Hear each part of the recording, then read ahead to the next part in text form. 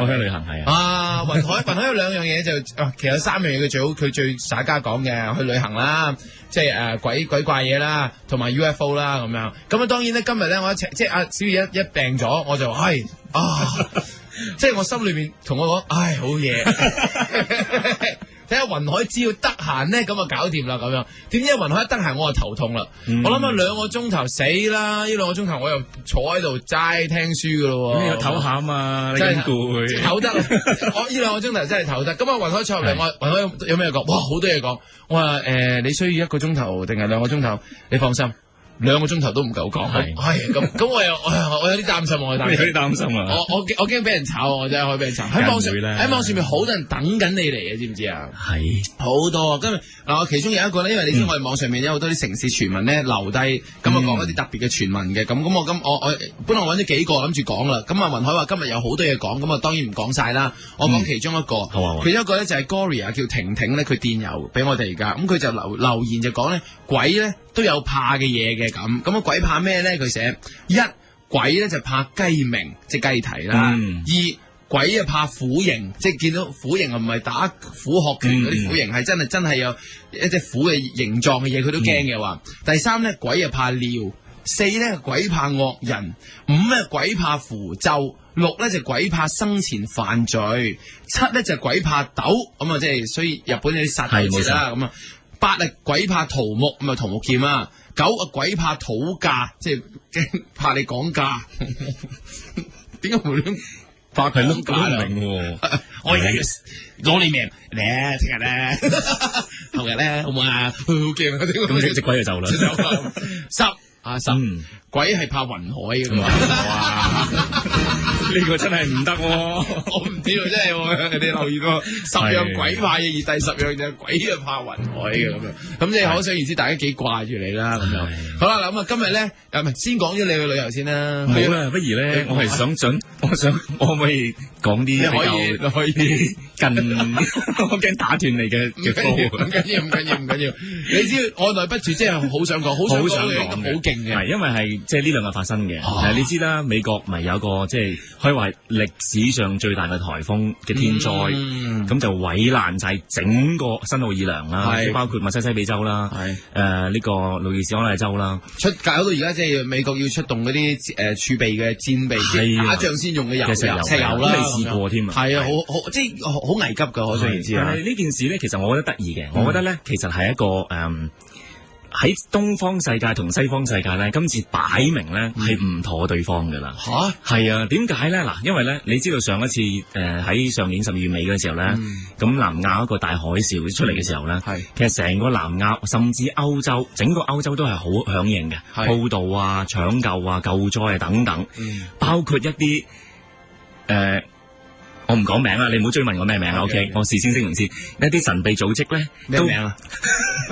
我私底下話俾你知下，都派咗成隊 team 去做拯救。嚇！啲神秘組織都係即係一啲比較另類嘅組織，即係你一講出嚟係相當爭議性極強嘅組織啦。係當時派咗成幾百人嘅 team 係去到咁犀利，係啊，咁即係蘭桂坊秘密 SM 團體啫，嗰啲唔係嗰啲佢有大鑊㗎。但係真係一啲秘密歐洲秘密團體都有，係美國嘅主要。美國秘密團體，但係政府啊，或者係美國政府啊，或者係其他嘅地方咧，即係美國嘅大眾，甚至政府啊，甚至主要傳媒咧，都對南亞事件係比較冷漠㗎嘛。當時咁主要係歐洲同埋亞洲係最震撼嘅，澳洲都幫我哋做好多宣傳同埋救災嘅。咁但係諗下，其實當時好諷刺嘅，即係例如你睇翻當時嘅嗰啲 cable 啊，美國啲電視台啊，當呢件事好似好小事咁樣，知道冇乜嘢㗎，甚至咧當時有啲歐洲嘅人都好似開始不滿美國話，喂，你成個南亞一個咁大個災難，你哋唔係好出聲之餘，你哋又唔派救災又唔派成，咁當時係逼到咧俾美國政府報時就話好咯，咁我咪象徵式捐300萬美金俾你咯，但呢個係好象徵式㗎嘛，因為你一個911事件講緊數以千萬計嘅美金，你一個南亞大海就死咗幾十萬人，你象徵式俾300萬美金，咁但係到呢次咧，我覺得係一個調轉啦，由上個禮拜開始，其實我都留意咁死啦，點解會有一個？因為佢哋開頭話嗰個風係首先打落去佛羅里達嘅，之後咧打完佛羅里達之後咧就轉翻去墨西哥灣咧，就再向上面打啊嘛，咁佢話喺呢個歷史上面都好少咁樣打法嘅。咁咁當時我睇啦，因為當時美國政府就有啲人講啦，喂，你哋要準備好咯，呢個風可能係真係毀滅性㗎咁樣。但係美國政府又覺得啊，得㗎啦。當時睇翻舊嗰啲片段啦，報時都話啊，得㗎啦，我哋又準備啦，得㗎啦，準備啦。佢當時就 plan 咗咧，係而家打風嘅時間咧，佢就出巡去演講啊嘛。咁到前日開始真係打上去啦。咁你睇到亞洲即係歐洲嘅傳媒，你睇 BBC 嗰啲啦，都好點點滴滴咁講完就算。講完算。係啦，一打到上去嘅時候咧，真係見到，因為我就知道咧，其實亞洲嘅傳媒同埋一啲嘅歐洲嘅傳媒都好少提㗎。於是乎，我就走咗去另一個地方咧，就去睇呢個 Fox News 啦。咁嗰晚通宵咧，由佢打上去開始，但係睇到第二朝，一路睇佢點樣去報。佢係24小時 non-stop 冇廣告地一路播佢點樣去打到入去。打到去市中心 New Orleans 之後，再上到去北邊，一路打到成個你而家睇到嘅畫面咧，就成個 New Orleans 咧係80幾個%係浸晒嘅。80幾個%，80幾個%浸晒。咁你睇到個畫面好咁恐怖嘅時候咧，咁當時咧成個過程裏邊咧，我就見到你記住一樣嘢嚇，提翻成啲聽眾就係 Fox News 咧，就係當年咧喺年幾兩年前咧，就係 Fox 電視台咧。就打 CNN 咧，就起咗一個咁嘅 news 嘅頻道嘅。呢個頻道咧就係人都知噶啦，美國就係擺明係幫布殊嘅。布殊話乜咧都係贊成嘅，佢就照幫手做噶啦，幫手做嘅，或者布殊講乜咧佢就支持嘅嚇。咁但係好笑地咧，就喺嗰個打風打到上去嘅時候咧，因為一路睇啊嘛，因為我覺得真係冇可能咁誇張嘅，打到因為你見到啲石屎等嘅橋都可以吹斷晒。啲路邊嘅所謂嗰啲5星級酒店啊、停車場啊，石屎嘅喎，鋼筋嘅喎，吹咗粒星走，變咗4粒啫咁樣，打到成個停車場冧咗落去，成個會議中心冧咗落去，個風有冇鬼怪咧？唔係個風咧，你啱先講嗰啲咩，又係同布殊有關啊。咁咧你真係好啦，可以聽到我呢啲，咁咧。但係你提翻我驚我唔記得，我寫住好鬼怪啊！咁咧嗰個打到上去嘅時候，突然間咧嗰個報導員咧，因為其實佢影住嘅情況係好恐怖嘅，即係有啲人已經走咗去嗰個所謂嘅體育館啦嚇，有啲就直情喺個屋頂度走咗上屋頂，因為嗰啲人死硬派唔走啊嘛，佢疏散咗幾百萬人走，但係都有幾萬人留喺個即係市區附近咧都唔走，有啲人住翻佢屋企，但係啲水一路浸緊上去，咁其實呢個係歷史背景嚟嘅，因為咧。喺當年英國人統治同埋法國人統治 New Orleans 嗰一帶嘅地方嘅時候咧，其實都知呢個係低窪地嚟㗎。所以呢啲古董嘅文物區咧，嗰啲建築物咧就冇浸到㗎，就全部起晒喺山係啦，高地嘅佢哋係。咁啊，其他全部浸晒。咦？如果咁講法，我哋香港即係要諗一諗咧。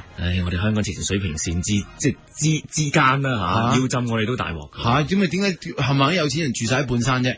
交通又唔方便，你突然間咁諗啊？係啊，係嘛？交通又唔方便係嘛？英國殖民地嗰啲點知嗰陣時英國嗰啲計過數，一水浸就原來係啊，所以半山啊、半山以上嗰啲咁嘅先，有啲地方唔係啊嘛，譬如巴西咪唔係咯，巴西係去半山區啊、山頂嗰啲好鬼窮嘅人住噶嘛，即係但係下邊近海邊嗰啲就海灘就全部有錢人住噶嘛，我哋香港有啲唔係嘅。我哋小心啲啊！水浸我哋就浸死晒。我哋有目擊嘅機會嘅。你啱先講點解？有目擊有目擊嘅機會。咁又打上去啦。咁突然間咧，即係聽到嗰啲因為你好少聽到美國嗰啲突然間嗰個廣播員啦，同嗰個現場嗰啲人喺度，即係啲風已經吹緊啊！嗰個記者喺度講緊嘅時，已經可以好猛啊！猛！因為打完入去嘅時候咧，因為已經浸咗好多，已經死咗好多人啦，已經見到啲爛晒啦，成個地區浸晒水啦，石凳都爛啦，係啦，幾恐怖啦！成個地區你根本冇諗過美國嚟過呢個，咁嗰個主持人都已經猛到點咧？猛到突然間喺個 on air 度咁樣爆，佢話當然講英文啊，咁佢話。我哋嘅總統去咗邊啊？我哋個總統去咗邊啊？係啊，佢話我哋而家呢個時間個總統出嚟未啊？係啊，佢哋可以講下嘢未啊？佢揾拯救人員嚟未啊？咁佢心諗，咦？呢個係 Fox News，一個不嬲係企喺布殊嗰邊嘅一個電視台，即係個而家嘅政府嘅喉舌啦。係啦，竟然好不滿。咁之後我一路睇到第二朝啦，即係佢哋去到夜晚啦。咁我心諗，哇，其實真係好過分，因為點解咧？已經開始咧，根本你見到好多人企喺屋頂度揈衫 T 恤啦，浸晒啦，好多人已經死啦，甚至可能夠啦，甚至你有個鏡頭，你見到個黑人嘅女人隔離，佢個老公已經死咗喺隔離噶啦，冚住毛巾。佢話警察叫我冇得搬噶啦條屍，你就唔好企咁條屍，等你唔會有傳染病啦。咁咁就算啦。喂，你而家講到嗰件事咧，好恐怖，好恐怖㗎。但我又唔感覺到啊，因為我睇報紙嘅時候，你喺香港唔覺。我最多都係睇報紙見到話頭版，哇，原來即係儲備用埋油啦。咁我心裏邊諗如果照咁睇，前排油價咪高升，然之後咪跟住又跌翻低。我咁樣用埋，咁又升翻。我都係咁諗呢啲，我就估唔到死咁多人，死好多人。而家直情估計，即係起碼啦嚇，佢哋保守估計都 at least 1000㗎啦。但係仲要繼續有啲可能係失蹤者啊，或者可能起碼死幾千人㗎啦，又係起碼1-2千嘅。因為而家嘅情況係惡劣得好緊要，冇諗過咁惡劣添。咁當時咧，咁我就明白到點解嗰班主持人都咁興啊。咁原來咧，我之後再睇翻啲 information 啦，再 check 翻打電話去美國問啲人啦，喂，而家嗰度點啊咁樣。咁佢話喂，呢件事真係一個好大好大嘅諷刺，因為咧佢哋受咗嗰4個州份咧，就係上年咧選出布殊嘅州份嚟嘅。OK，咁 OK， 你選出佢 OK 都冇罪啊。OK， 你選個總統啫。但係咧有幾樣嘢真係諷刺啦。點解咧？原來因為佢打伊拉克嘅問題咧，就喺上年佢通過咗，就係話咧佢派咗嗰幾個州咧有，如果我冇記錯，應該6萬幾個嘅志願軍咧就係竟然係被調派咗去伊拉克。咁而因為咁咧，佢哋就唔夠軍隊志願軍咧去救災。咁呢個係咪諷刺先？之後再諷刺嘅係咩咧？我哋再當佢巧合先。當佢巧合先。OK。當然咧，諷刺係即係跟住巧合，巧合之後咧就係神蹟嘅。等一陣講。咁巧合嘅地方仲要係咩咧？就係原來咧喺佢哋呢個。尤其是 New Orleans New Orleans 呢個地方佢選咗布殊做即係呢個州份選咗布殊做總統之後咧，原來有一個4000幾萬美金嘅一個撥款咧，係擺咗喺呢個州份咧，係愛嚟做乜咧？就係原來咧係愛嚟咧整一個世紀工程嘅。呢個工程咧就係因為知道咧 New Orleans 城大同埋密西西比河喺隔離嘅，佢要鞏固嗰個長堤同埋要好似威尼斯咁咧，係一個長壩咧係擋住啲海水侵入嘅。咁嗰筆基金4000幾萬撥咗㗎啦。咁啊 OK 啦，冇 good 啦，今次得到啦。畫咗添噶啦，原來咧喺幾年前開始話要起噶，點知係冇起到嘅。點解冇起到咧？就啲錢攞去打仗。Exactly。原來咧布殊係氹掂呢個州咧，就話不如你啲錢還定你都冇，因為佢40年冇遇過颱風啊嘛。佢話你唔會有颱風住噶啦，你攞筆錢咧去俾我哋伊拉克打仗啦。咁你睇完呢件事你就覺得哇，即係嗱，香港報紙係提都唔提呢啲嘢㗎。你甚至你睇翻香港睇嘅 World CNN 咧，都好點到即止就唔提㗎啦。都唔講啦，唔講㗎啦。咁但係你睇翻當地啲即係啲 cable 你講到好詳細呢啲嘢。咁香港啲報紙又唔怪得佢哋忙緊賢仔嗰單嘢。啱嘅，都啱嘅。聽日做更加係啦，所以你今日講嗰啲咧，就算咧死更多人咧，都唔會有人嚟，因為聽日因為大家知啊，睇新聞就聽新聞就知，所以你嗰單都係得你講嘅啫。咦？咁我咪變咗 false news？唔係，咁之後咧，但係你諗下嘅時候，佢而家即係成個風，仲要而家真係即係當時布殊咧咁樣嘅情況之下咧，你派唔到軍隊，你嘅缺堤，你個工程做唔到。當時竟然仲要諷刺到點樣？佢一樣巡迴喺唔同嘅州份演講緊啊，就演講緊佢點樣，即係個題目仲要諷刺到點咧？就話佢講緊佢點樣巴閉地去打緊伊拉克場仗。哇！咁當時咧嗰個風災過咗，即係已經見到個災情啦嚇。咁 Fox News 影住嗰個布殊嘅演講，啲記者問佢：喂，你點睇啊？布殊當時覺得咧係冇乜嘢嘅。佢講完兩個，我哋準備好啦，咁就繼續講佢自己點打伊拉克。咁於是乎咧，未試過㗎 Fox News 竟然 cut 咗佢嗰段直播，播翻災場。真係唔好煩我啦！問你我搞掂啦。呢條懵佬，哎，唔好煩我啦，咁樣即係播翻原本嘅。咁之後布殊就知死啦，因為佢覺得，哎呀，原來佢真係睇唔到體恤民情啦。等於911喺學校裏邊坐喺度聽人表演，係啦，講完俾佢聽，佢諗一諗。到第二架撞咗就諗一諗，再諗，第三架撞咗，嗰啲咧，咁最啱尾佢先 cancel 嗰個演講，飛翻去華盛頓，先至仲要你睇下今日，我諗香港呢啲電視播到嘅就係影住佢喺個空軍1號咧，望落個災情，佢望住，真係咁大災害啊！真係激死！佢真係專做呢個角色嘅，即係又瀨嘢，即係你 feel 到佢心裏邊一定係呢一句英文，但係佢可能覺得你又選我啊？係你係選，唔係我覺得我哋淨係可以幫佢背咗做英文啊 ，I like something again 嗰啲咧，又瀨啦，今次又係我啦咁樣。係啦，喂，咁如果喂今次你咁講話咧，即係你信係冥冥中有啲主宰。嗱，之後咧，我今日啱啱下晝咧，我就睇到咧一個咧喺當地美國咧一個基督教嘅傳媒講咗一句說話，我覺得哇！你講完呢句說話就啱好我嚟報時，同埋啱講天嚟啦。佢就話係美國人自己講噶，佢話呢個風係神嚟懲罰我哋美國人。咁我就覺得哇！你講呢句，但係之後佢講個原因咧，我就覺得乜？但係你係咁諗嘅，不如我哋轉頭翻嚟話俾大家點諗啦吓。好啦，嚟開咗 off 做咩嘢？我哋 off 咗埋，即係頭先講個秘密組織講出嚟啦。我希望頭先大家聽得到聽下。係咩？我有講。係啊，頭先你開咪漏咗，唔好意思。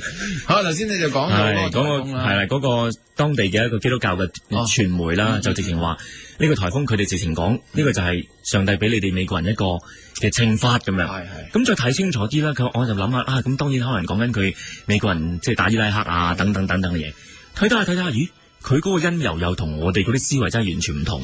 佢就話上帝懲罰你哋啦，即係佢當然佢自己都係美國人啦。佢就話因為美國咧而家你逼以色列咧去撤出呢個加沙，所以咧上帝懲罰你。我心諗即係當全世界都認同撤出加沙係和平嘅事件，竟然嗰班人就覺得因為你美國即係逼以色列撤出加沙啦，就講緊即係好似迫害猶太人咁所以個風嚟台即係個颱風嚟，但其實係咪咧？呢個你熟悉啊？我就覺得咧，即係完全都唔關事嘅，因為你諗下嗰個加沙地帶同埋巴勒斯坦地區啦，當年都係以色列猶太人嗰陣時立國嗰陣時再打仗霸翻嚟噶嘛。即係原則上，如果你講和平嘅進程咧，你冇可能唔認同撤出加沙噶嘛。咁佢呢個遲啲就後話啦。咁再巧在咧就係根本咧一啲學者咧再睇翻啲 information 啲學者喺當地講或者啲環保組織就已經呢條颱風一出現之後咧，就再企出嚟講一樣嘢啦，就話布殊。你話你唔承認美國有溫室效應噶嘛？你唔肯簽呢個京都議定書啊嘛？佢又冇，佢唔肯簽啊！佢係當時傾好晒，佢係話會簽，跟住臨床一腳佢就唔簽。好似你講過咧，佢唔肯簽，因為佢話咩咧？佢話我哋啲二氧化碳嘅空氣污染我哋唔多咁樣，我哋冇事，係我哋冇事。好奇怪喎，成個地球有事，得美國冇事。係啦，咁但係正而家呢個颱風咧，啲科學家就走出嚟講啦，仲要咁巧咧，就係點咧？即係所謂呢個颱風係啱啱撞正剛好多嘢嘅，應該將個空溫一號大吹落嚟㗎，我覺得。佢唔係，我覺得溫室效應佢嗰度冇事，我覺得呢個好笑。即係大家混埋一間房，有人講咗個屁臭，阿布殊又唔臭，係啦，呢度唔臭，冇錯。你好笑，係啦。咁但係因為呢個颱風打嘅時候咧，咁啱就係咧有美國一班議員咧就去咗阿拉斯加，即係北極嗰邊咧，美國嘅阿拉斯加嗰邊就仲包括有邊個咧？希拉里都係在逃㗎 ，OK，就唔係在逃即係在途中好似講到佢走佬。咁佢就一路去緊阿拉斯加咧，就睇嗰啲咩咧？就睇嗰啲冰嘅融化程度，究竟融咗幾多？係啦，因為佢哋美國話冇啊嘛，佢話我哋冇溫室效應啊。若然融咗咧，融一寸都夠浸你啦。係啦，點知去到咧嗰班議員當中包括有啲仲要係共和黨㗎，有啲民主黨等等啦，去到嚟係震驚嘅。啱啱打完個風咧，佢哋翻去華盛頓，佢淨話震驚，因為點震驚咧？佢話你美國冇可能冇溫室效應咯，佢話，因為點解？見咗座冰山，差唔多嘅嘢啊。因為佢話咩咧？第一個啲雪已經融得好緊要啦，啲冰山嗰啲已經冇乜雪啦。佢話最誇張就係咧，佢去咗阿拉斯加嗰啲沿岸線咧，訪問翻啲土著印第安人，佢直情俾翻啲舊相同埋舊地圖，同埋問翻嗰啲當地嗰啲老人家。個老人家話翻佢哋嗰阿爺嗰代嗰個海岸線呢，係離開而家嗰個正式嘅海岸線呢，係1000幾米。哇！佢話呢個1000幾米嘅海岸線係呢10年8年突然間係冇咗嘅，係變咗做內陸，即係個海岸線原本係內陸嚟嘅，而家係褪到落去，因為水升咗。係而即係溫室效應令到阿拉斯加亂咗，即係阿拉斯加羚羊都飛咗發。啲木斷咗，總之係榕樹，都係呢幾年嘅事。係啦，咁但係之後佢就講翻啦，佢話因為你其實肯定而家出現溫室效應係已經冇可能避免嘅，仲要係你美國咧，仲要係點解嗰個風會咁強咧？就係講緊而家啱啱打呢個風之前嗰啲環保組織同埋啲科學家講，佢話因為美國而家嘅溫室效應越嚟越勁啦，佢話因為嗰個墨西哥灣係一個所謂封閉嘅灣啦，佢個水係會越嚟越淡，因為個水越嚟越多冰水融化咗落去。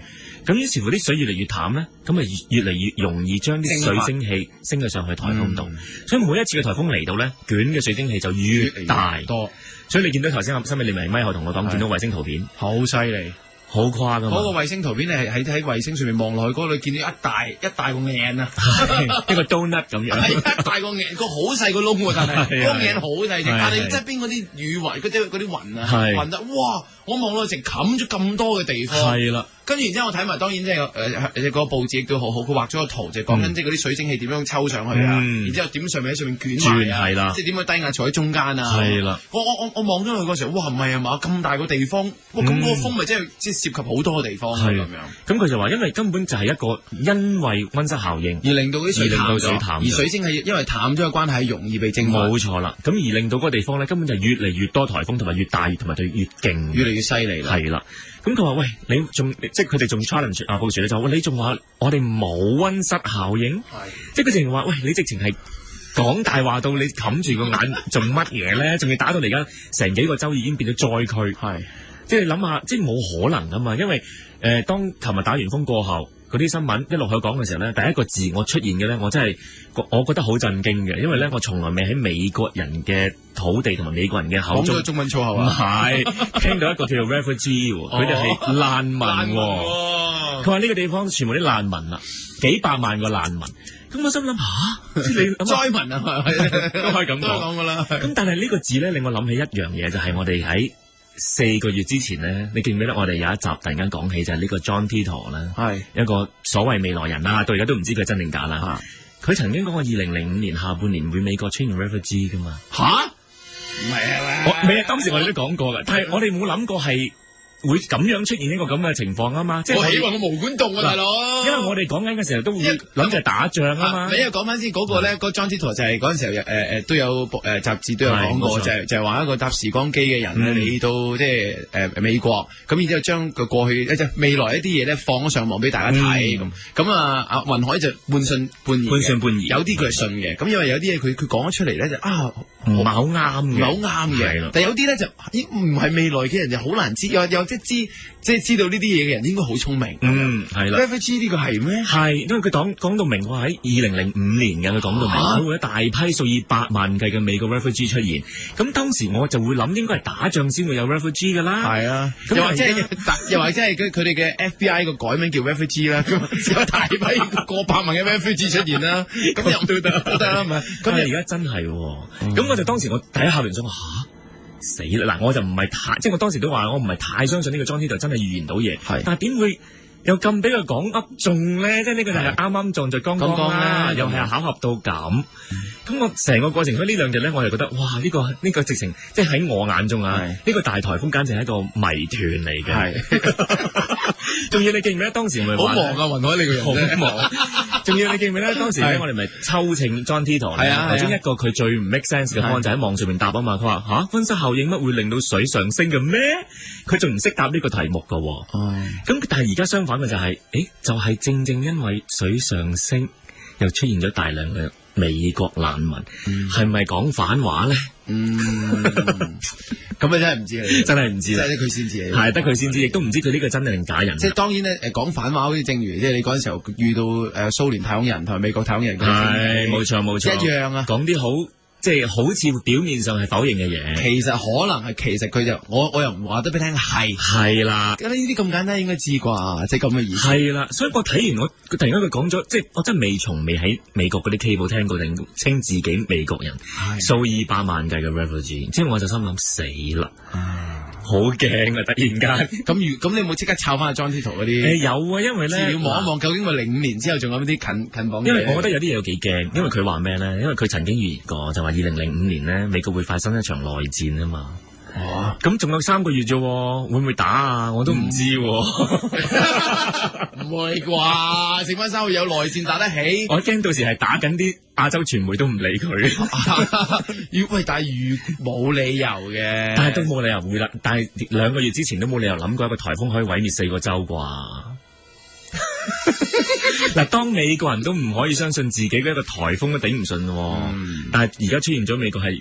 當時我頭先同你講啦，話係即係美國都紅十字會係進行咗一個歷史上最大規模救災行動，係竟然救翻美國人。救翻美國人，突然之間美國成為一個 Sin City 啊！係啊！突然間喺美國呢個地方咧，成為咗大家嚟緊嘅日子裏邊望住，究竟會唔會真係成為罪惡之城？咁啊可以講少少嘅，因為呢首歌裏邊咧都係講過，即係阿林若寧填嘅詞嘅時候咧，都有即係用呢啲舊約聖經裏邊講關於罪惡城嘅詞喺入邊嘅，即係俄摩拉啊，係啦，多瑪。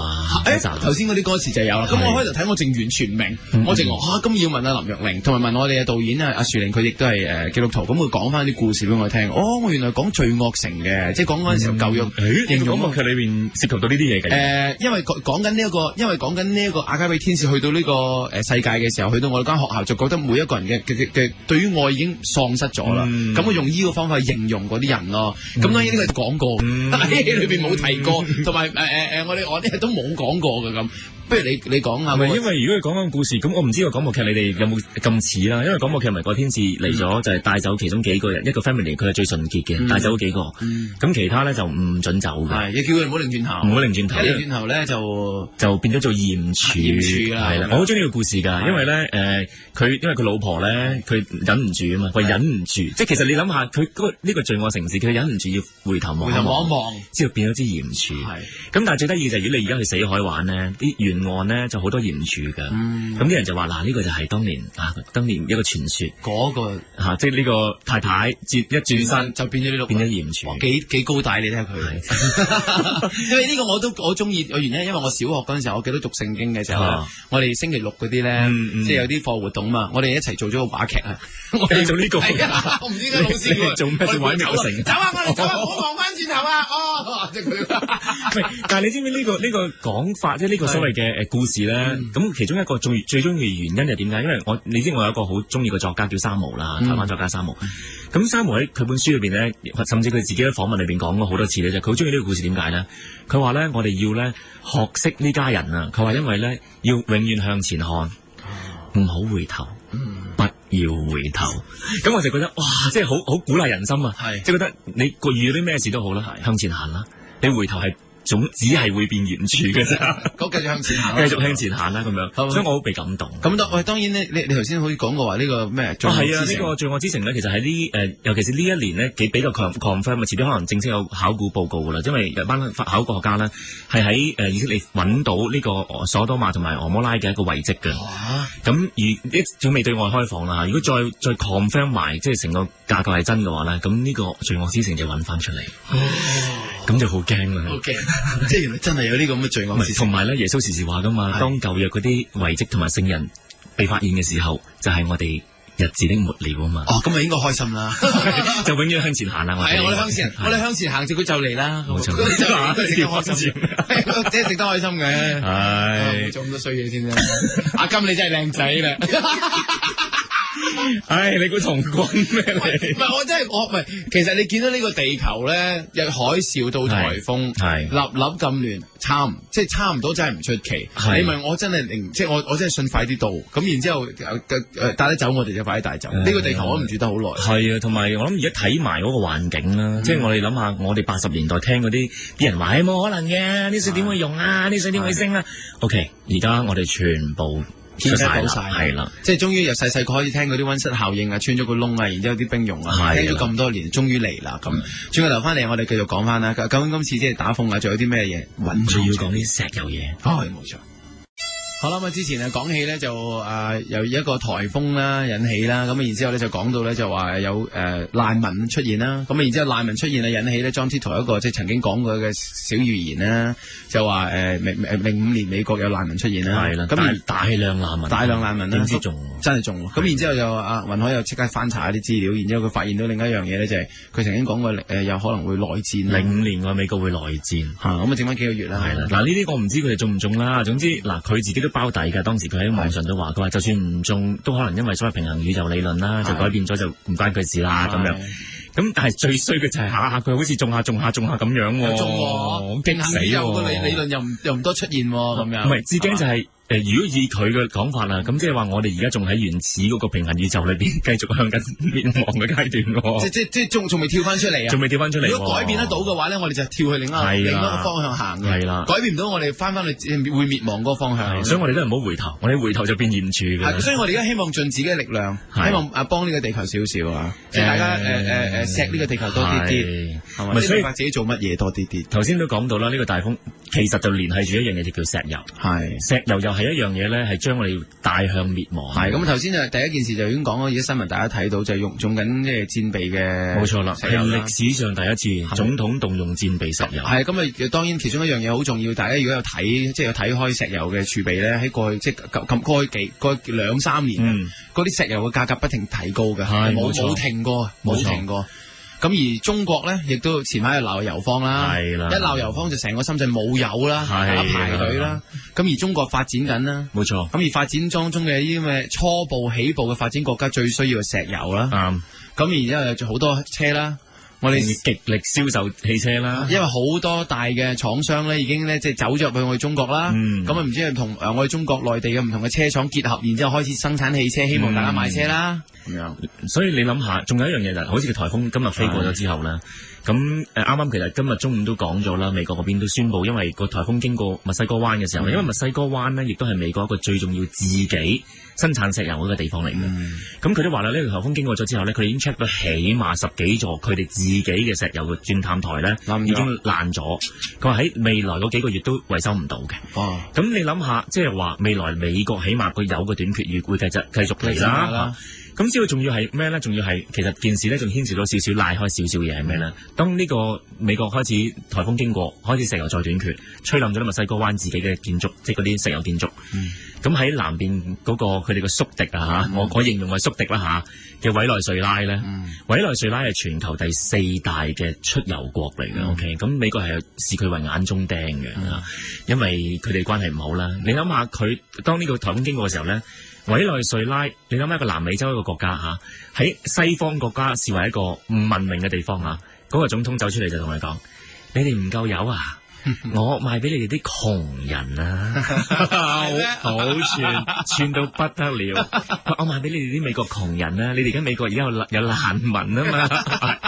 咁呢個委內瑞拉總統點解要咁串咧？就因為喺大風之前嘅一個禮拜度啦嚇。真係離譜嘅，而家美國好多嘢都。美國有一個好出名嘅一個傳教士，OK 喺向公眾宣佈話要美國咧政府派人咧去暗殺呢個委內瑞拉嘅總統。係啊，係喺美國引起一大件風波事件嚟嘅。傳教士係啊，冇錯，係一個基督教嘅傳教士，仲要係高調地叫美國政府派人去暗殺呢個美國總統。咁喺成個南美洲啲國家都話：你有冇搞錯啊？你傳道去叫人暗殺，即係你完全違反咗自己嘅即係信仰標準噶咯咁樣。咁於是乎係好大爭論㗎。點解佢要咁做咧？因為咧，其實佢係幫美國政府講嘢啫。因為美國政府不嬲咧，都想即係啦，搞掂呢個而家呢個現任嘅委內瑞拉政府嘅。因為佢而家係親古巴嘅呢個政府，咁同埋佢嘅石油係好影響住美國嘅，因為佢係全球第4大嘅出油國啦，係啦，產油國。咁所以佢國家好細嘅咋，但係佢影響好大。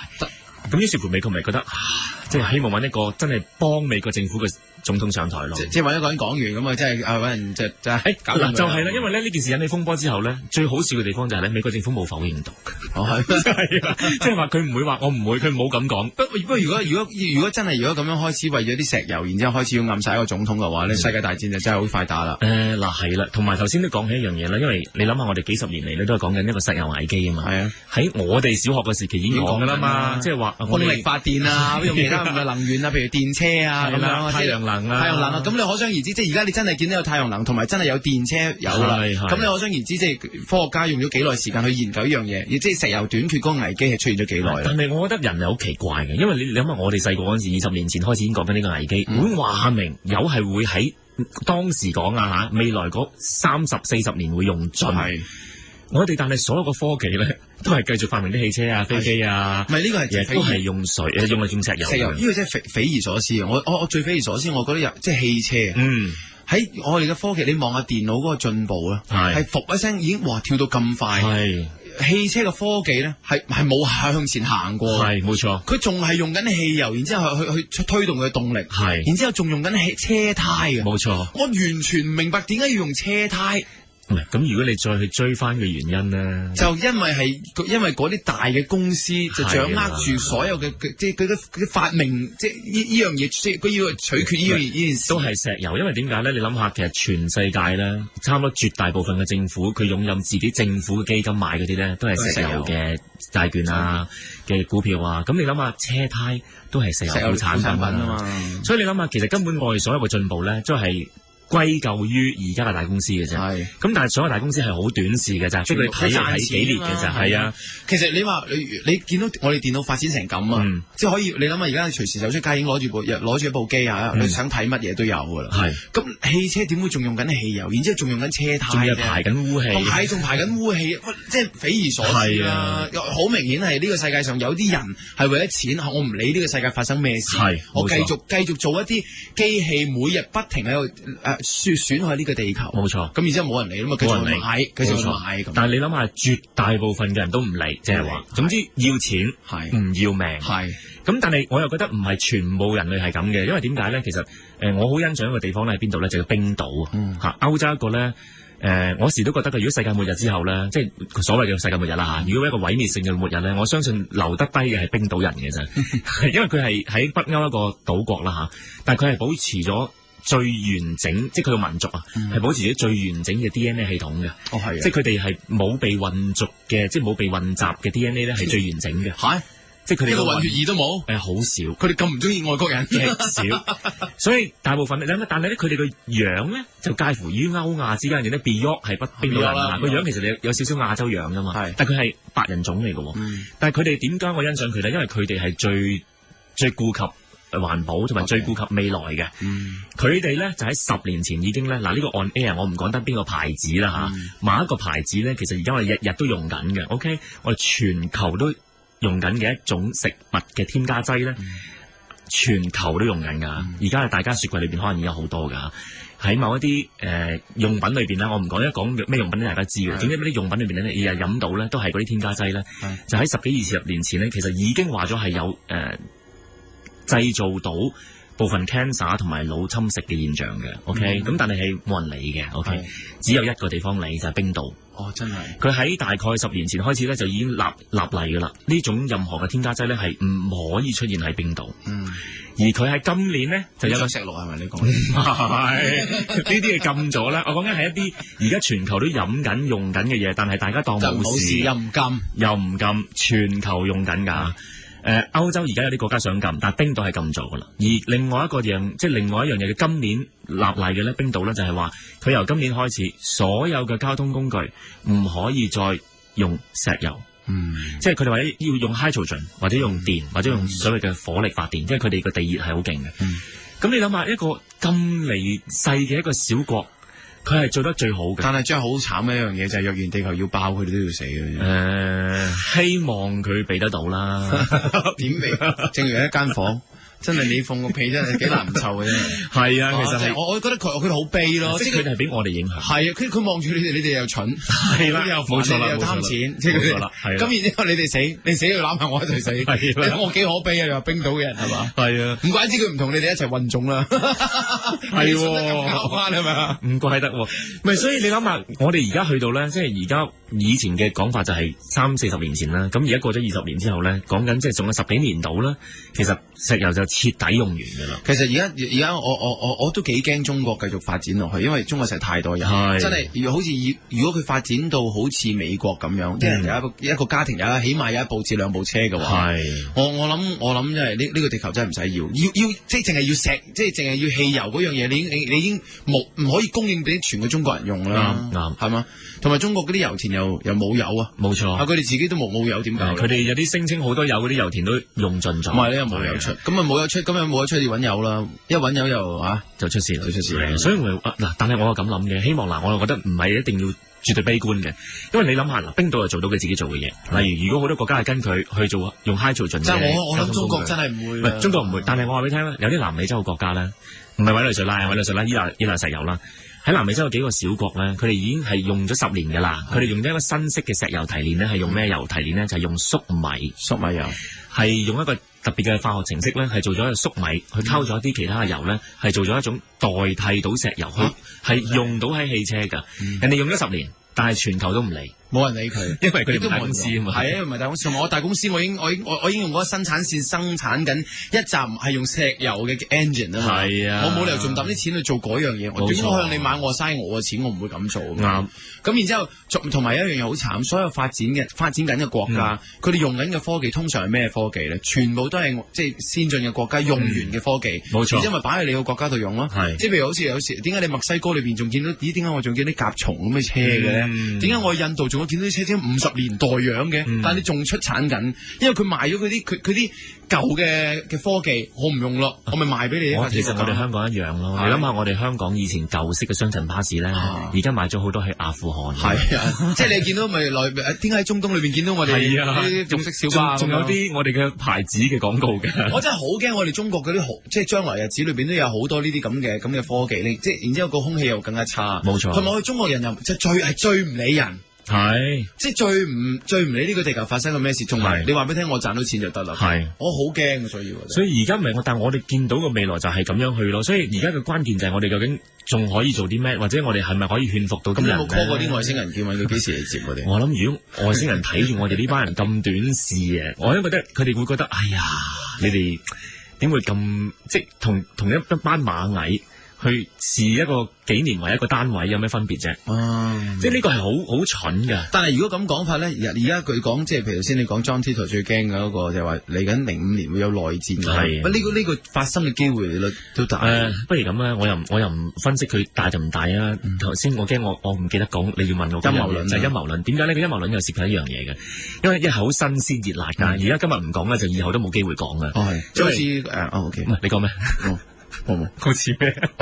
我最尾先話俾大家聽。哦，係最尾先好似乜嘢？好似乜？OK，賣個關子啊！唔係因為咧，喺呢大概3-4個星期之前咧，其實喺美國咧，你知而家好興 blog 啦嚇，即係一啲新嘅網上日記式啦，係啦，網上日記式啦，就有更多美國嘅 blog 咧，而家係我嚟爆料用嘅，係嚇，即係尤其是佢哋即係比較 personal 啲啦，同埋有啲部落格，即係佢嗰啲 blog 啊。好多係有專業嘅人士將自己嘅放上去。係啦，咁即係佢哋好，即係佢哋嘅生活嘅資訊，或者係出邊啲人唔會講嘅，係會擺上去。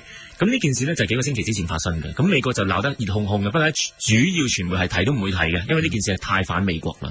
但係喺亞洲都冇人提啊。咁而家提完出嚟咧，我就唔會再提嘅啦呢件事。咁係一個陰謀論嚟嘅，亦都涉及石油。因為你知道美國就係為了石油而不擇手段啦。OK，佢哋總之要伊拉克。都係為咗石油啦，咁而家佢哋即係而家咪傾緊一樣嘢，就係想同伊朗又發生一啲事件噶嘛，佢硬係話伊朗要發展核武器，咁又要同佢傾噶嘛 ，OK，咁嗰個 blog 嘅事件就出現發生咩事咧？就係原來喺幾個星期之前咧，美國咧有一單新聞咧係匪夷所思嘅。但係呢個新聞咧，當然成個亞洲冇人理之餘咧，美國都係講咗一次，就唔再報道啦。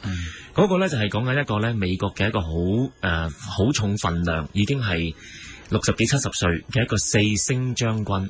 OK，講緊4星將軍咧喺美國得翻10個到嘅咋。OK，因為4星將軍係好難先做到，你多一星就係總統噶啦嘛，即係多一粒星4星將軍再加一粒星就係總統。5星上將係啦，5星上將就係得總統先做到噶啦。咁4星將軍去到嘅時候，突然間無端端美國一個所謂嘅即係調查組啦嚇，高調地逮捕咗佢。逮捕咗個原因係咩咧？仲向傳媒就話我哋捉咗呢個4星將軍啦，我哋會審訊佢嘅。仲要可能唔係公開審訊添。咁話佢涉及啲咩咧？話佢所謂嘅戀童癖。哇！呢個好驚，我所謂心裏邊諗呢個4星將軍，梗係攞啲星星上衣俾別，點知恐怖啲？係恐怖啲。佢話佢係戀童癖，佢話佢搞咗個10幾歲嘅細路女咁樣。咁但係咧講完之後咧就冇 follow up 啦，冇 detail 啦，冇任何嘢。即係呢啲嘢冇理由唔炒大嘅。係啦，全部冇錯啦，咁就唔提啦咁樣。咁咧，啲人就開始即係地下嗰啲中意 check 翻啲資料嗰啲人就覺得，喂，你話呢個四星將軍搞細路哥，你話執咗佢，咁你 OK，你冇嘢噶啦，完全唔睇噶啦，咁啲人覺得開始怪啦咁樣。咁細路哥咧，個細路哥咧，差唔多新聞嚟得啦，即係諗下 Michael Jackson 啊，都可以全球性新聞啦。你一個四星將軍，你話佢侵犯細路，而係講完一次，唔睇啦。咁啲人咧就開始咧喺個 blog 度咧就開始講翻，因為佢啲原來咧係佢本身呢個四星將軍嘅一啲嘅同事同埋一啲嘅親戚咧，開始喺 blog 度講翻個真相。佢話呢個四星將軍根本冇搞過細路哥。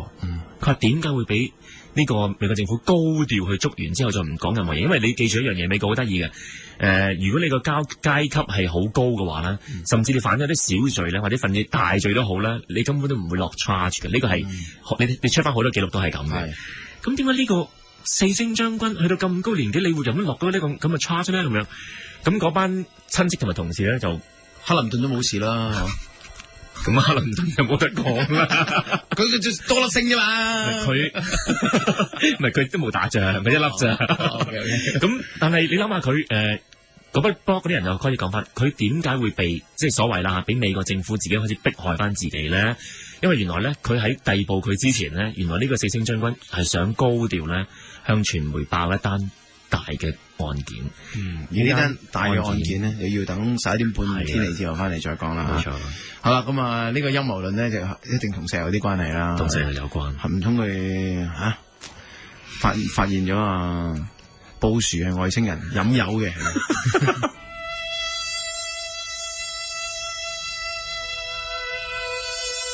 好啦，咁啊，究竟點解個四星上將會俾人捉咗咧？咁佢屋企人喺 blog 度又點講咧？ blog 同埋佢屋企人同埋嗰啲同事啦，就講翻原來咧呢個四星上將咧，就因為一路自己做一啲調查嘅時候咧，所以有時咧有啲嘢就冇得講嘅，睇下你做英雄啦，定係做平民啦。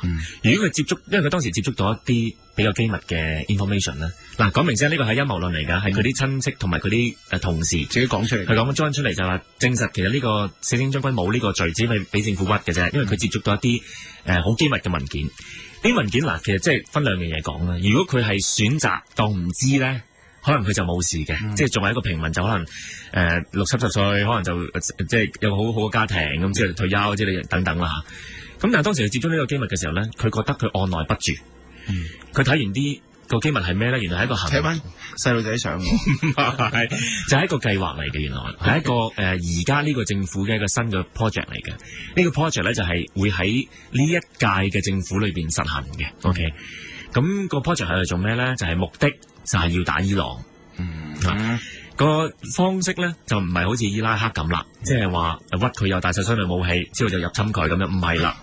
咁條橋用咗2次。係啦，咁佢咧就今次咧就用一個更加呢個四星將軍形容為太卑鄙嘅手段去入侵，將會呢個冇人知道係咪真啦嚇，將會入侵伊朗嘅一個藉口嚟嘅。咁嗰個藉口係咩咧？就係所以聽落就好誇張嘅，但係呢個即係。聽下先啦，睇下你會唔會信或者係會唔會發生啦。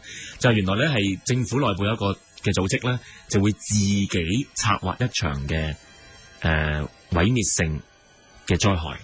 OK，咁呢個毀滅性嘅災害咧，就係涉及到咧係比01年嘅911事件嘅震撼性更大嘅。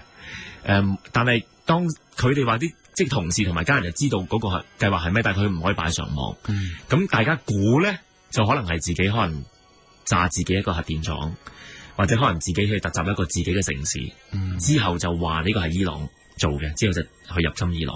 咁當時呢個記住呢個陰謀論啊，政府從來冇承認否認或者係咩，但係blog 裏邊而家好流傳嘅地下一啲嘅事件嚟嘅。咁美國人就話：喂，如果係咁咧，就明白點解呢個四星將軍咁按捺不住咧，想高調去做一個記者招待會啦，講呢件事，係啦，想話俾人聽，喂，你要阻止而家呢個政府做呢樣嘢。若然一個核電廠炸咗，都死幾多人啊？係啊，咁同埋佢覺得，喂，你冇理由一個政府自己炸自己噶嘛，即係呢個係好，佢覺得好卑鄙嘅。係。咁於是乎就喺啱啱佢想開記者招待會嘅時候咧，咁佢就俾政府逮捕，話佢搞細路，就而家就銷聲匿跡咗，而亦都主流傳媒提都唔提。咁你諗下呢個係唔 make sense 嘅，以美國嘅傳媒嘅手段啦嚇，唔係。咁仲要佢而家冇人幫到佢，因為佢係政府機樓啦，咁佢仲要係自己政府公務員嘅人啦。咁而家就 blog 裏邊咧就流傳，其實佢咁樣係因為咁樣嘅原因去俾人去逮捕嘅。咁但係亦都為咗你諗下啦，即係點解要去入侵伊朗啫？都係為石油，都係為石油啦。因為伊朗嘅石油儲存量已經係相當高，所以呢個世界就係最終都係石油而戰嘅啦。我相信。如果即係將來日子都係啦，即係你爭奪都係天然資源嘅。係啊，所以呢個係一個希望嗱，我又覺得咁嘅，希望呢件事唔發生啦。因為佢既然而家 blog 裏邊啲人咁已經流傳緊啦。咁啊，泄漏咗風聲又唔敢做嘅。係啦，希望佢唔做啦。但係我覺得如果真係做嘅話，就真係大悲劇咯。但係我覺得呢件事，我覺得如果就算佢做咧，以美國人嘅性格咧，都會唔記得嘅。即係佢係冇錯，佢哋都唔記得咗呢件事，然之後佢都係咁打，佢都由得佢打噶啦。係冇錯。譬如話成日都講話布殊啊，要打伊拉克嘅原因啊，佢都係為咗石油，個個都咁講噶啦。咁我哋香港人我哋都咁講嘅。係美國人點會唔知啫？咁咪又係咁樣。同埋仲有一半嘅人係支持佢咁做添。咪又係咯，即係有一半人覺得佢都係好啊。咁所以就算係啊，我話俾你佢即係有一日就算炸咗自己，炸自己，然之後佢真係打下伊朗，咁你都奈佢唔何嘅喎。係，但係我真係覺得，如果係嘅話就慘啦。即係如果呢一個嗱，我諗緊啦，呢個樣嘢會唔會真係發生而導致另一場？因為你牽涉到中東，又係另一個最主要嘅世界戰場之一。你如果咁樣打伊朗，會唔會再出現另一啲嘅戰爭牽連住咧？因為我好擔心。咁當然咧，即係亦都好多預言話過，如果再打第三次世界大戰，一定喺中東開始嘅。好多預言都係咁講。咁但係而家即係大家眼見亦都覺得唔出奇，要打一定係喺中東啦。係啊，產地最多就一定再喺中東啦。你講起預言咧，我又諗起一啲嘢死啦！我真係發覺咧，我就算講多幾個鐘頭都講唔晒。唔緊嘢，我哋攤咗好多個月俾你。係好，唔係因為咧，我諗起一樣嘢，因為咧喺上個月尾，啱啱上個月尾唔係前個月尾啦，7月尾嗰陣時咪書展嘅。咁後來咧，last 嗰幾日咧，我就上咗去，就去天主教教區嗰邊嗰個書攤咧去買書咁樣。咁啊，我特登買咗幾本書咧，就好精彩嘅。我諗呢個即係啱啱8月嗰陣時，我攆咗好多啦嚇。一本咧就係即係我喺上次林海峰嘅節目噏過啦，就係Lucia 嘅一本即係花地瑪預言嗰個修女，佢死前寫嗰本書，而家翻譯咗做英文啦，一本啦。另一本就係講啲天主教教區裏邊有啲嘅趣聞嘅嘢嚟嘅。咁另一本當時咧我買咗咧就係為咗咩咧？就係4月嗰陣時咪選咗個新教宗啦。咁本篤16世啦。咁原來咧佢咧就喺1998年咧，佢自己寫咗本書嘅，本篤16世。咁本篤16世寫嗰本書咧嘅原因係當時因為其實佢喺梵蒂岡裏邊嘅影響力都相當大。咁佢冇諗過咧，佢係會做教宗嘅，我相信嚇。咁去到2005年選咗佢之後咧，咁就即刻咧再印翻呢本當時佢寫嘅一本自述嘅一本書。咁裏邊咧仲翻譯埋係台灣翻譯嘅，翻譯咗台灣教區翻譯嘅，就係翻譯咗中文。咁喺會展嗰度買，我睇哇，因為佢講緊咩咧？嗰本書叫地上的鹽，就講本篤16世嘅自己嘅理念同埋佢自己嘅身份背景嘅。咁我覺得哇，我要了解下呢個教宗，因為你知道啦，好多傳說講呢個教宗噶嘛。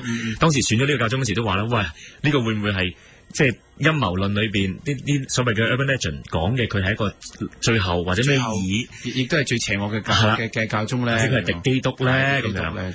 咁我睇完，即係我睇咗一大即係86% 佢嗰本書啦。咁我覺得哇，我開頭諗住好悶㗎本書，因為覺得係講翻佢背景啊，佢啲諗法啊，睇睇下覺得，咦，好過癮喎！因為咧頭先係講緊一啲預言嘅，好過癮，加埋你講香港教區嘅趣聞，我真係覺得好想睇嗰兩本書。係，唔係香港教區係總梵蒂岡嘅趣聞，睇嗰個趣聞，係趣聞都幾好笑㗎。嗱，我下次先講，講翻呢個本篤16世先。咁本篤16世咧，咁佢亦都喺本書裏邊。1998年嗰時，佢認咧係咩咧？佢認咧，佢係曾經咧係參加過呢個納粹黨嘅青年軍嘅。佢喺本書度認嘅。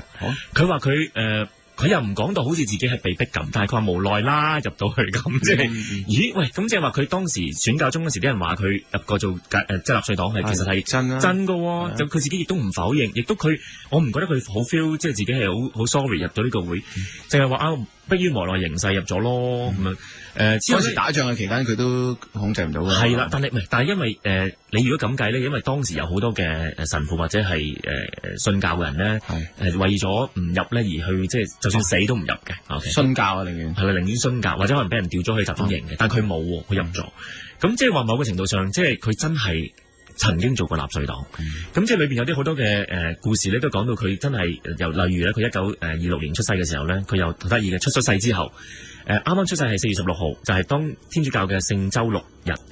咁咧就佢竟然咧一出世嘅4個鐘頭內咧就走，佢屋企人啊，佢阿爸就仲叫咩咧？佢阿爸叫約瑟，佢阿媽叫瑪利亞。好邪嘅呢樣嘢係。之後咧就仲要佢媽出世，即係生咗個仔之後咧，4個鐘頭後，佢話係好少咁做，就送咗去一個教堂度咧，即刻叫佢施洗。4個鐘頭有冇搞錯啊？咁咧佢就話咧，嗰個本書裏邊咧有個記者問佢嘢，即刻施洗。4個鐘頭後施洗，佢話喂，邊有嬰兒受洗係咁快㗎？佢話當時有個傳聞就係話你可能因為當地要避開一個颱風所以施洗。咁佢喺個書度話唔係，其實個事實咧就係咁巧啱啱咧，當時一個神父咧去到附近咧攞咗啲即係比較所謂新嘅聖水咧係貨呢個復活節用嘅，佢屋企人咧就急不及待咧就要佢哋要用佢第一下。但係呢個動作你覺得好奇㗎，你為咩咧？咪先，我想問聖水唔係就咁揾啲水喉對？我唔係，咁佢要祝聖噶嘛？你唔好當佢啲儀式係流㗎。唔係，我知道你講到好似咧，啱啱個噴泉就噴咗第一篤水，即係你要收集一啲水之後要祝聖過。祝聖咗之後就嗰個就即係祝聖咗擺喺一個地方就準備去貨呢個。即係佢哋父母就好想去但係個頭啖湯。係啦，但係個問題係你出咗世4個鐘啫喎。咁急做咩咧？咁做咩咧？但係佢又冇解釋到喎。OK，咁你覺得好怪嘅成件事。咁去到後來咧，嗰個記者咧，即係點解佢阿爸媽咁心急咧？係啦，仲有個爸叫約瑟，咁媽叫瑪利亞，真係咁巧。咁即係唔通真係敵基督？嗱，我唔知啊嚇。咁之後咧最好笑就係咧，嗰個記者咧，即係阿爸阿媽可能覺得唔對路啊，生出嚟點解你咁樣嘅咁啊？你受洗嘅先，唔知係咪咁，定係可能嗰啲神父叫佢受？咁咧當時個記者咧，其實個記者本身咧都係天主教徒嚟嘅，即係亦都係梵蒂岡嘅人嚟嘅。就突然間咧喺即係問下喺屋企問題嘅時候，突然間咧問咗一樣嘢，哇！我就仍然會有少少眼瞓嘅睇嗰本書，醒晒。佢突然間就問一樣嘢。佢話你咧，因為本篤16世咧，由1981年咧，即係話啱啱死咗過身嗰個教宗咧，揾佢翻嚟咧，嗰陣時德國嘅，佢揾佢翻嚟喺羅馬之後咧，佢就管領一個叫信理聖部嘅。信理聖部即係如果用廣東話譯法咧，就係呢個 doctrine， 即係教義嘅管理部。OK， 咁呢個信理聖部嘅前身係咩咧？就叫監測聖部。監測聖部咧就係講緊咧幾千年嚟咧，唔係話幾千年啦，千幾年嚟咧就係一個咧統領住點樣去。話邊啲人係女巫啊，邊啲人係巫師啊，邊啲人用唔啱嘅信仰啊，邊啲人異端啊，就係嗰啲宗教審裁處嘅最背後嘅指使者嚟嘅。因為佢哋就係講啲教義啊嘛，點為即係敵基督反基督啊。冇錯啦。咁而咧最好笑嘅就係咩咧？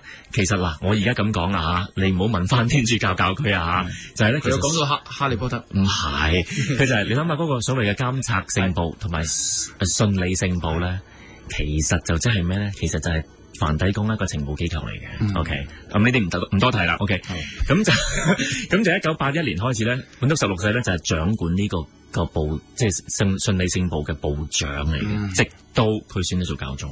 OK， 咁竟然你問下呢個時候咧，咁咧當時呢個記者就話你總領住呢個信理聖部嘅大嘅檔案部，佢話裏邊有好多舊嘅歷史檔案，呢啲新嘅歷史檔案，同埋一啲嘅信息檔案，即係情報啦嚇。咁突然間個記者突然間峰回路轉，我覺得個記者係特登咁樣問嘅，即係等佢有個措手不及嘅。佢話：你睇咗好多呢啲檔案，當中應該係有幾個梵蒂岡好出名嘅語言喎。嗰幾個語言你點睇啊？咁我就哇醒晒啦！即係呢本書居然有係咯，有講到呢啲係啦，因為本書你表面啊或者內容開頭你睇個簡介好悶嘅，應該係唔會有呢啲嘢嘅。應該講佢一生當中中意食啲乜嘢啊，同埋中意着咩衫啊，或者同啲屋企人關係嗰啲嘢。點解咁問？咁點知本篤16世就話其他語言我就見唔到，只有一個花地瑪語言我就見到。咁啊記者話：你有冇睇過？睇晒。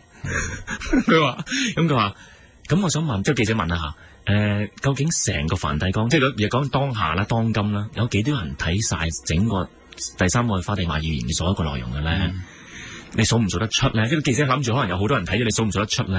咁本篤16世咧就好笑咯，數得出，因為得4個，整個梵蒂岡啊，得4個人睇過，即係你諗下呢個預言，即係幾誇張喎，幾絕密啊，幾絕密喎，因為佢話，因為本篤十六世喺嗰本書度都再引申就話，因為只可以有邊幾人係睇到，第一就係教宗睇得，信理部部長即係佢自己睇得，同埋咧係要經審核之後咧，教宗嘅即係眼前就去睇呢啲嘢，咁你就可以睇得。咁即係話咧，佢哋2個睇過，同埋另外兩個睇唔睇過，嗰2個人唔知邊2個啦。但係教宗死咗一個，即係話而家當下有3個人睇過花地瑪嘅，即係第3個預言嘅啫。咁當時呢個記者就問，我哋即係個記者好得意嘅，咁因為佢問過啲神父嘅，佢話咧，當梵蒂岡裏邊咧有一個傳言，就係其中一個花地瑪預言裏邊有一句咧就話耶穌突然間出現咗。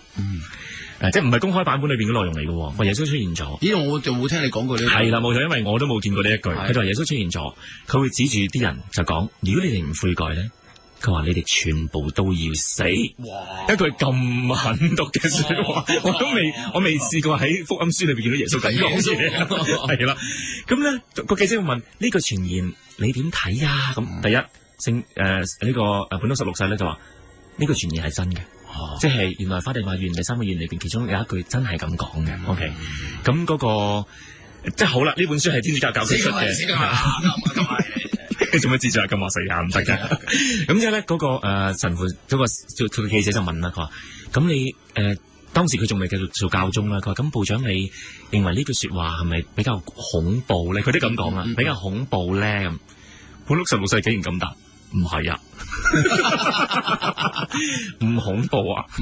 咁我諗個記者，如果我係個記者，我都覺得好驚啊！好驚啊！你咁都話唔恐怖，咪即係其他嘢仲恐怖？即係有啲仲驚啲嘅啦。咁之後佢答咗一句嘢，嗰個本篤十六世佢就話唔恐怖啊，因為佢都冇離開啟示錄裏邊講嗰啲末世象徵啊，佢冇離開到呢一個嘅概念啊。佢話所以我覺得正常啊。咁之後咧，突然間佢就話啦，咁個記者就追打蛇隨棍上啦，就話咁，我想問咁其他如果咁講個花地瑪預言裏邊有冇講到個末日嘅日子啊？咁本篤十六世就冇理由講嘅，冇理由講嘅。係啦，嗰個本篤十六世就話冇。之後咧就即刻講佢話，但係我唔可以再同你講緊呢個預言裏邊嘅更加嘅細節啦。哦，即係夠啦，夠啦，講夠啦，唔講啦。咦，咁嗰個嗱，先講啦，講緊花地瑪最後即係嗰個咧，我哋都曾經講過嘅。係嗰個係公開版啦。公開版嗰個公開版咧就我驚大家唔記得，不如再講翻公開版先啦。公開版係點樣嘅咧？公開版咧其實咧嗱，你記住一樣嘢，而家公開版咧就係一個再地下嗰個，我唔提啦嚇嗰個。有一個係2000年，即係梵蒂岡佢正式講出嚟嘅，講咗一段仔。嗰段仔啲人話有冇搞錯，短到咁樣一個段落，就係話一個天使啦，去到嗰個山上邊啦，就係即係簡約地講啦，仲要把劍遞出嚟嘅時候，指住一個山下邊是一個城市，就話你哋 repent 悔改。咁之後咧就嗰幕嘅形象就係有班人着住白袍行緊上山，咁之後咧就有一紮嘅人咧就向佢哋亂槍掃射。咁就全部人死晒嘅，咁就死咗之後咧，佢就話呢個咧就歸榮，即係榮譽歸於神啊，咁樣等等，咁一係一個咁樣嘅一個局面嚟嘅啫。咁啲人就話啦，就算呢一個係嘅真相咧，呢個只不過係一個好短嘅一個其中一 part。咁你諗下，我好肯定一定要收埋好多 part，因為你諗下，本篤十六世呢本書竟然講咗一句喺嗰個公開版裏邊冇嘅嘢喎。係啦。咁我心諗本篤十六世你真係一世聰明，點解1998年嗰時你同記者講呢樣嘢咧？但係我覺得佢或者佢講出嚟嘅時候係特登有意講咧。係，我都覺得係。咁之後睇落好多佢關於佢嘅背景咧，我就覺得哇，真係實在即係。呢個人實在唔簡單，亦都複雜嘅背景。咁我諗下死啦，唔通呢個預言裏邊即係地下版咧，講呢個第3個花地瑪預言就係講佢可能就係嗰個拉士嗰個，或者係尾二嗰個係敵基督嘅一個教宗。個背景個身份或者佢所講嘅嘢咧，都好。嗱，我又唔覺得一定會係，不過好近啊！即係若然佢係一個普通嘅教宗，就冇所謂。但係佢背景真係有啲特別，即係冇錯，納粹黨係嘛？甚至佢喺嗰本口述嗰本書裏邊咧講咗一樣嘢，就係咧，佢個記者都話，即係個天主教記者都話，佢話我哋喺梵蒂岡嘅圈子裏邊咧，我哋都話所有當時死咗個聖伯多祿教宗咧，佢話好多嘢根本就係呢個本篤十六世做幕後嘅。佢嗰本書都咁講，本書咁講。佢直情話好多嘢個教宗都要問過你先佢哋肯做。你咪去錯攤位買錯本書啊？嗰本書係天主教教宗出嘅。我睇怕你買錯，幾奇怪。係咪天下嘅睇到緊係？唔係。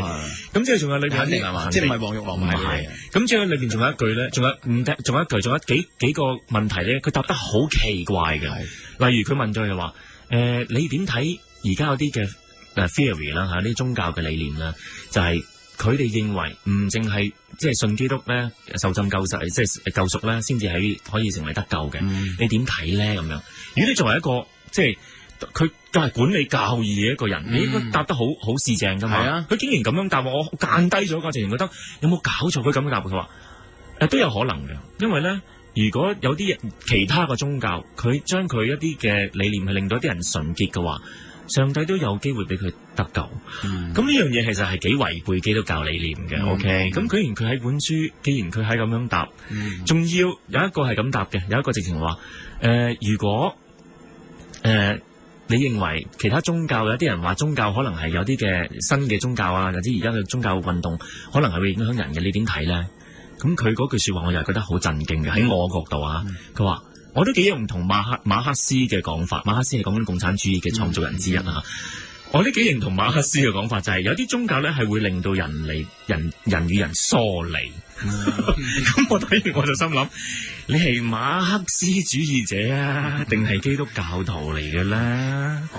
咁同埋佢裏邊有好多句都提咗馬克思。不過唔係啊，可能或者佢真係佢覺得嗰啲邪教啊，或者唔好嗰啲教咧。係，但係你好少會咁樣喺一個即係天主教嘅文獻裏邊去咁樣寫咯。即係佢作為即係好重要嘅人咯。當其時已經係冇錯，當時管教義嘅一個頭啦嚇，咁我睇完我就覺得哇死得好驚，好驚啊！即係若然佢真係預言當中啊，咁最尾係尾二個係唔怪得佢會唔話俾人聽個花地瑪預言啦，而佢就知啊嚇，佢會知嘅人亦都會得翻3個，應該會越嚟越少啦，係啦，咁啊。